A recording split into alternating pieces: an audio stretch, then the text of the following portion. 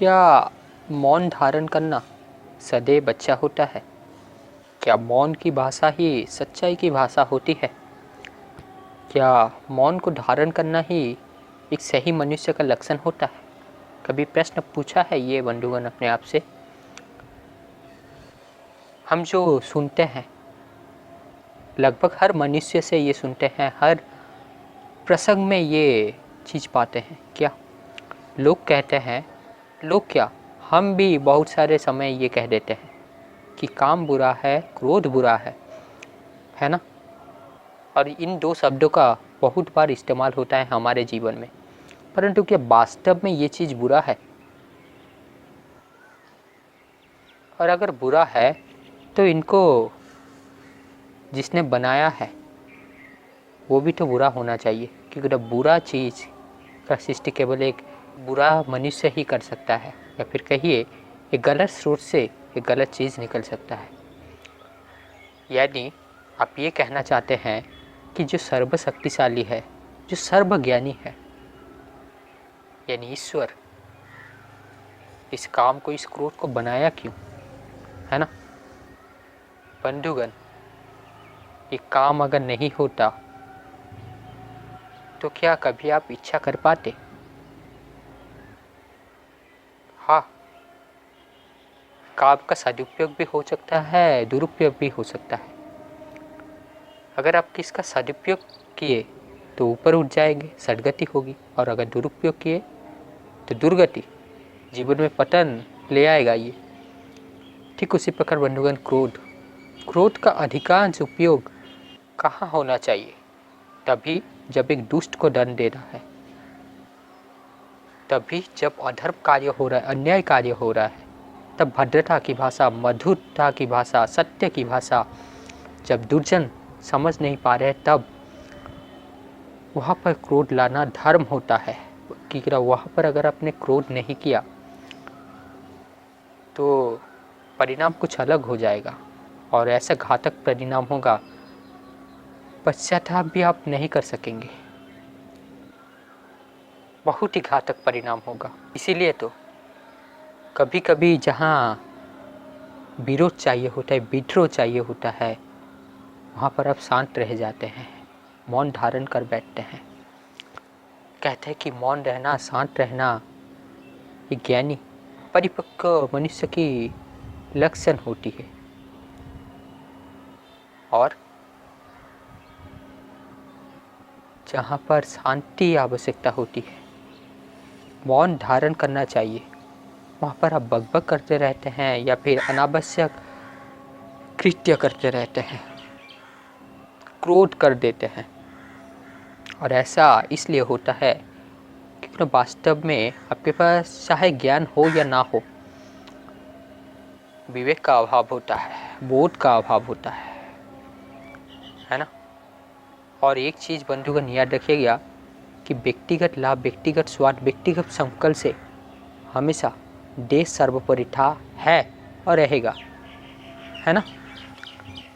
अगर मेरा प्रतिज्ञा को तोड़ना पड़े, संकल्प को तोड़ना पड़े, वचन का भंग करना पड़े राष्ट्र के हित के लिए, चाहे मुझे समाज से लांछन लगे, मुझे निंदा मिले, तो क्या आप उसको नहीं तोड़ेंगे?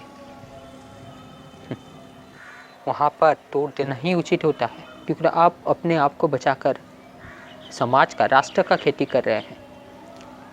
और वहाँ पर अगर आपके ऊपर लांछन लग गया, आपका थोड़ा बहुत अहित हो गया, लेकिन राष्ट्र बच गया, समाज बच गया, यही एक श्रेष्ठ मनुष्य की लक्षण होती है। या फिर कहिए यही तो दिव्यता है। सूरज से सीखिए दिव्यता किसे कहते हैं। प्रकाश देता है, परंतु उस प्रकाश देने के पीछे जो रहस्य छुपा है उसको देखिए।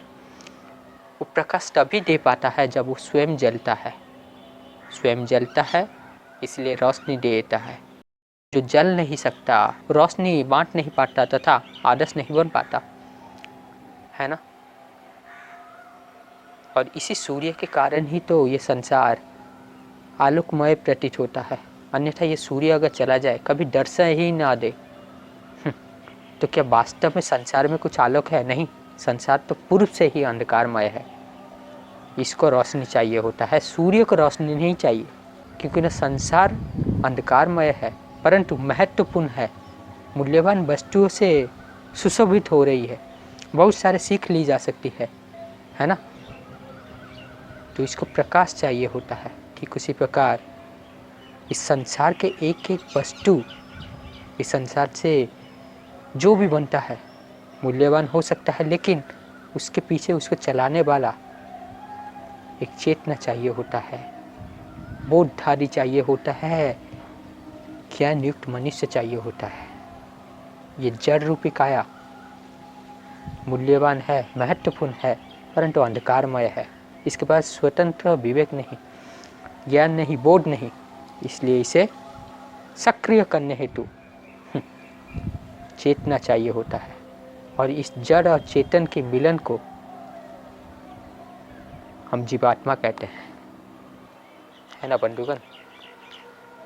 तो आज जिस विषय में मैं कहने वाला था वो ये था कि जहाँ क्रोध चाहिए होता है वहाँ आप शांत रह जाते हैं, वहाँ पर आप विद्रोह नहीं करते, और जहाँ मौन चाहिए वहाँ पर आप विद्रोह कर देते हैं, क्रोध कर देते हैं। ये तभी आप जान सकेंगे जब आपके पास वास्तविक रूप में बोध होगा, ज्ञान होगा, और आपका संगति भी असर करता है इस पर, संगति भी सही होना चाहिए। एक उदाहरण से समझते हैं कि वही अधर्म सभा, कुरु सभा, जहाँ पर द्रौपदी का चीरहरण हो रहा था, है ना।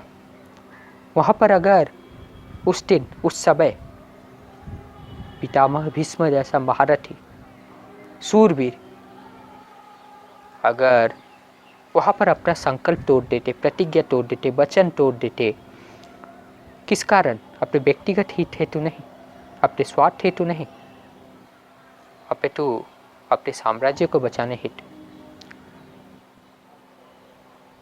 तो क्या कोई था ऐसा सूरवीर जो उनको टक्कर दे सके? उनका अस्त्र का उत्तर क्या था? किसी के पास नहीं। और अगर वो अपने धनुष्वान उठा लेते तो ना ही द्रौपदी का चीरहरण होता, ना ही वो अधर्म सभा आगे बढ़ता, और ना ही इसका परिणाम ये निकलता कि 13 वर्ष का वनवास मिलता पांडवों को, तथा उसके पश्चात एक महायुद्ध जिसमें संपूर्ण विध्वंस हुआ, है ना बंधुगण। वास्तव में मैं महाभारत और रामायण का कथा क्यों कहता हूँ? इसलिए क्योंकि ना यही लेकर आज मनुष्य आगे पीछे चलते जा रहे हैं और वास्तविक बोध किसी को है ही नहीं। अब ये सत्य हुआ या असत्य हुआ, अब इस बात पे क्यों पढ़ रहे हैं? लेकिन यहाँ पर जो कहानी दिया गया है, जो कुछ भी कहा गया है, वो तो बिल्कुल आज के ज़माने के हिसाब से तारतम्य खाता है और मानसिक जन्म के हिसाब से सही लगता है। तो वहाँ से शिक्षा लीजिए, बोध लीजिए, चाहे कोई भी प्रसंग हो, ज्ञान जहाँ से भी जुटा सकते हैं जुटा लीजिए, है ना। सोना चाहे कीचड़ से मिले, उसको उठा लेना चाहिए। परंतु आप क्या करते हैं? आप तो कुछ समझते नहीं, तथा जितना भी समझे हैं उसी भ्रमित ज्ञान को लेकर अपने आप से क्या झगड़ा करते हैं। वो कहता है नहीं मेरा ज्ञान श्रेष्ठ है, देख इसमें क्या लिखा है, वो कहता है नहीं इसमें क्या लिखा हुआ है ना। और दूसरा चीज, बोर्ड लीजिए, शिक्षा लीजिए, ना कि ये किसका पिता कौन था, कहाँ जन्म हुआ, कितना बेटा था, कितना बेटी थी, इस सब से क्या पाएंगे आप? ये तो सूचनाएं है। डेटाबेस मत बनिए जिसके पास बहुत सारे सूचनाएं है। तोता मत बनिए जो सिर्फ श्लोक को बोल ही सकता है लेकिन उसके पास बोध नहीं, इसीलिए वो पिंजरा में बंद रहता है। तो अगर उस दिन सिर्फ पितामह भीष्म नहीं, गुरुवर द्रोणाचार्य भी, ये दोनों शस्त्र उठा लेते, विरोध किए होते, तो परिणाम कुछ अलग होता, कहानी कुछ अलग होती, है ना। और वास्तव में जरा गौर कीजिएगा मैं क्या कहने वाला हूँ। ये अधर्म में वृद्धि होता है क्यों? अन्याय में वृद्धि होता है क्यों? इसलिए कि अधर्मियों में वृद्धि हो रही है, कि पापियों में वृद्धि हो रही है, हाँ, ये एक कारण हो सकता है, लेकिन जो मूल कारण है वो ये कि जो धर्म जानने वाले मनुष्य है, जो ज्ञानी मनुष्य है, जो विद्वान मनुष्य है, जिसके पास कौशल है, बुद्धि है, सामर्थ्य है, वही पीछे हट जाते हैं, वही विरोध नहीं करते, चाहे डायरेक्टली हो, इनडायरेक्टली हो या बाध्यता बस। जैसे यहाँ पर बाध्यता बस वो कह सकते हैं, परंतु यहाँ पर क्या उस बाध्यता को, उस वचन को भंग करना समय का आवश्यकता नहीं थी? क्या वहाँ पर इस बात का प्रश्न पूछना आवश्यक नहीं बन जाता कि मैंने वचन क्यों दिया था, संकल्प क्यों दिया था? ये वचन, ये संकल्प का ध्येय ये था, इसका उद्देश्य ये था कि साम्राज्य सही से चल सके, साम्राज्य का रक्षण हो, राष्ट्र का रक्षण हो, है ना? न कि पूरा जड़ से ही राष्ट्र मिट जाए, पूरा संपूर्ण विध्वंस हो जाए, राजवंश का निशान ही नहीं बचे। क्या इसलिए दिया था? क्या ऐसा मनोदशा रखकर वचन दिया गया था? नहीं। तो फिर अगर आपका संकल्प इन सबको बचा नहीं पा रहा है तो क्या उसको तोड़ देना उचित नहीं होता? यही धर्म था कि साम्राज्य की रक्षा, न कि वचन को पालन करना धर्म है। राष्ट्र की रक्षा धर्म है, संकल्प की रक्षा धर्म नहीं। समय आने पर अपना संकल्प, अपना वचन भी भंग करना चाहिए। इसको छल नहीं कहते, इसको नीति कहते हैं, इसको समय की आवश्यकता कहते हैं, इसी को ही धर्म कहते हैं। और बंधुगण, उनका ये भूल के कारण उनका परिणाम क्या हुआ आप तो जानते ही होंगे। तथा इससे हम आज क्या कर सकते हैं? आज ये कि जहाँ विरोध करना चाहिए वहाँ पर विरोध कीजिए। हाँ, बुद्धि विवेक के साथ। मान लीजिए आप अकेला है और वहाँ पर 100 आदमी आपके आसपास है जो गलत कार्य कर रहे हैं। वहाँ पर अगर आप विरोध करने जाएंगे, उन पर आवाज़ उठाएंगे, हाँ, अगर अति महत्वपूर्ण, अति जरूरी हुआ तो अवश्य कीजिए, चाहे प्राण भी चले जाए। परंतु अगर आपके पास ये स्कोप है, ये अवसर है कि ये कार्य को आप मिटाने हेतु यहाँ पर थोड़ा चुप रहकर इसके बाद अगर बड़ा कुछ किया जाए, इस परिणाम से किया जाए, ये पूरा जड़ से मिट सकता है, तो वो करना चाहिए। बुद्धिमानी से कार्य करना चाहिए। ऋण, शत्रु, आग, इनको अगर जड़ से ना मिटाया जाए, ये ना जाने कितना बड़ा हो जाता है समय के साथ। ये सिर्फ समय के साथ ही पता चलता है, प्रारंभ में पता ही नहीं लगेगा। और शत्रु को कभी भी छोटा नहीं समझना चाहिए, है ना? तो बंधुगण, अगर आप सही राह पर है, धर्म की राह पर है, तो जहाँ आवश्यकता है वहाँ पर क्रोध कीजिए। इसी को ही क्रोध का सदुपयोग कहते हैं, इसी को ही धर्म कहते हैं। क्रोध अगर अन्याय को रोकने के लिए, अधर्म की मात्रा में कमी लाने के लिए, यानी अधर्म के नाश करने के लिए, दुष्टों को दंड देने के लिए, सज्जनों की रक्षण के लिए किया जा रहा है तो सही है। लेकिन क्रोध अगर अपने तुच्छताओं की पूर्ति नहीं हुई, कामना वासना की पूर्ति नहीं हुई, इसीलिए कर रहे हैं, तो ये अधर्म है। पैसा से आप पुस्तक तो खरीद सकते हैं, कलम तो खरीद सकते हैं, किताब तो खरीद सकते हैं, अच्छा स्कूल में, कोचिंग सेंटर में दाखिला तो हो सकता है, लेकिन बोध, विवेक कभी भी नहीं। अन्यथा इन दुर्योधन दुशासन का भी तो गुरु एक ही था। ये लोग भी तो एक ही गुरुकुल से पढ़े हुए थे, इनके पितामह भी तो एक ही थे, परंतु इतना भिन्नता आई कहाँ पर? गौर कीजिएगा, शिक्षा एक ही तरह का दिया गया। हाँ, जो जिसमें प्रवीण था, जिसमें ज़्यादा रुचि था, उसको उसी में एक्सपर्ट बनाया गया। उसके अलावा देखिए, जो जिस चीज़ों के कारण उनमें इतना भिन्नता आई, वो है संस्कार और संगति। ये दोनों ही चीज़ मनुष्य में भिन्नता लाती है। अगर दुर्योधन के पक्ष में आप देखेंगे, माता पिता क्या, एक के आँख में पट्टी बंधी है और एक देख नहीं सकता, यानी इसके हिसाब से आप कह सकते हैं विवेकानंद, यानी जिसके पास विवेक नहीं वही माता पिता हो रहे हैं, जिसके पास ज्ञान नहीं, सिर्फ आयु बढ़ गया इसीलिए क्या विवाह कर रहे हैं, माता पिता हो जा रहे हैं। और दूसरा, संगति का असर भी होता है। छोटे वक्त से बड़े होने तक किसके संगति में दुर्योधन का परवरिश हुआ? अपने ही मामा, स्वयं का मामा। परंतु क्या स्वयं का मामा होने से सही हो जाता है अगर मनुष्य सही नहीं हुआ? वो कैसा बीज डाल रहे थे उस दुर्योधन में, नफरत का, द्वेष का, दुराचार का, है ना। सही कार्य नहीं सिखा रहे थे, सही मानसिकता नहीं दे रहे थे, परंतु वहीं पर पांडवों के पक्ष जाएंगे, उनको तो कुछ ही नहीं मिला। पिता का छाया छूट गया बहुत ही छोटी आयु में, परंतु माता ने शिक्षा दी थी सदैव एक साथ रहने के लिए, इसीलिए 5 पांडव सदैव एक साथ रहते हैं। उनका संगति देखिए, संस्कार देखिए, उन्हें शकुनी जैसा संगति नहीं मिला, और जब बड़े होते हैं उन्हें कृष्ण जैसा संगति मिलता है। यही संगति और संस्कार का फर्क होता है ना। और बंधुगण, क्या कि अन्याय का, अधर्म का विरोध करना है, या फिर इन्हीं के ही तरह चुप रह जाना है। भले ही आप चुप रहकर 100 वर्ष जी सकते हैं, परंतु क्या वो आपके हृदय को शांति प्रदान करेगा? इससे आप संतुष्ट रह पाएंगे?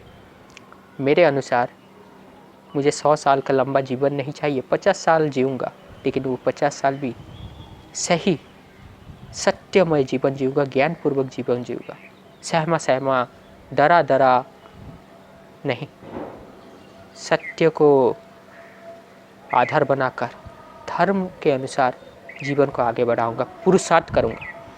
और याद रखिएगा कि दुर्योधन में इतना ताकत इसलिए आया क्योंकि उसे धर्म जानने वाले मनुष्य का सहायता मिला था, चाहे वो अंगराज हो, पितामह भीष्म हो, जो उस समय सूरवीर महारथी हुआ करते थे, बहुत बड़े सूरवीर, बहुत बड़ी महारथी। और इन्हीं के ताकत के आधार पर उसने विभिन्न तरह के अधर्म, अन्याय को बढ़ावा देता गया।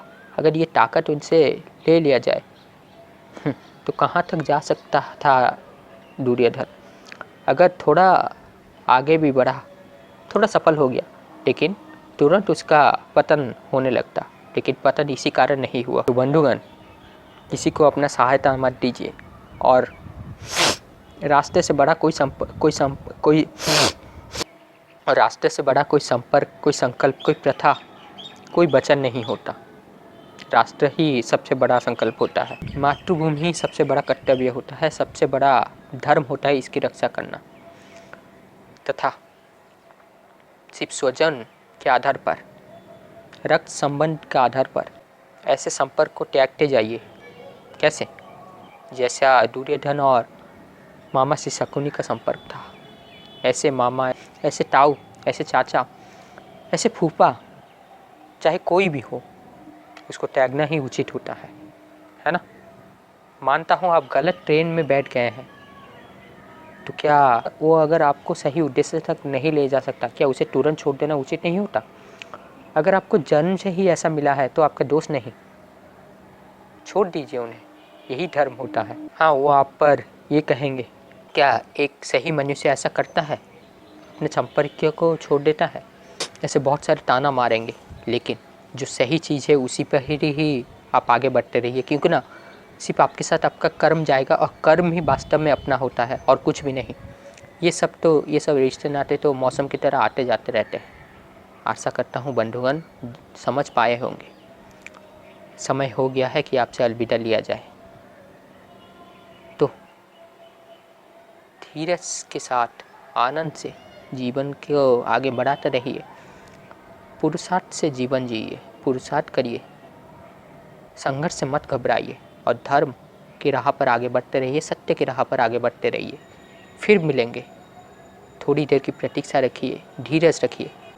मैं बस यूँ गया और यूँ लौट कर आया।